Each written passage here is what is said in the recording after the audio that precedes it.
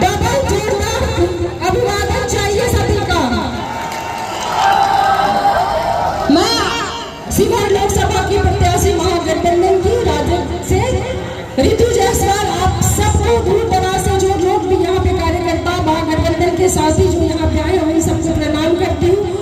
मैं प्रणाम करती हूँ हमारे नेता प्रतिपक्ष तेजस्वी प्रसाद यादव जी की, मुकेश सहनी जी की, सीमा कुशवाहा जी की। आप लोग बहुत डिमांड कर रहे थे, वो सीमा कुशवाहा जी आज आपके सामने मंच पे है, अर्चना रविदास जी यहाँ पर मंच पे है, और हमारे तमाम, चूंकि मैं सबका नाम नहीं लूंगी, वक्त बहुत कम है, हमारे नेता को आप सब लोग सुनना चाहते हैं, तो मैं सिर्फ सम्मानित मंच को एक साथ प्रणाम करती हूँ।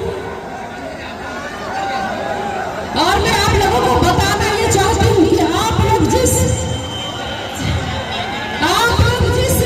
जनतादल से जिस तरीके से अब तक लड़ते आए हैं, वो सामने विरोधी के पसीने छूट गए हैं, और वो विरोधी का पसीना इस हद तक छूटा है कि वो अब गाड़ियां तुड़वा रहे हैं, गाड़ियों पे हमले करवा रहे हैं। परसों हमारी गाड़ी के शीशे तोड़े गए। ये पता है कि वो हमारी गाड़ी के शीशे नहीं टूट रहे, उनके वोट टूट रहे हैं। सामने वाला कहता है रितु जायसवाल को अनुभव की कमी है। सही बात है भैया, रितु जायसवाल को 16 साल जेल में सजा काट के आने का अनुभव नहीं है। रितु जायसवाल को किसी की हत्या के आरोप में जेल जाने का अनुभव नहीं है, और बाहुबली कहलाने का जो अनुभव होता है, जो घमंड होता है, खुद को बाहुबली समझने का, वो अनुभव भी रितु जायसवाल में नहीं है। तो आप अपना अनुभव अपने पास रखिए।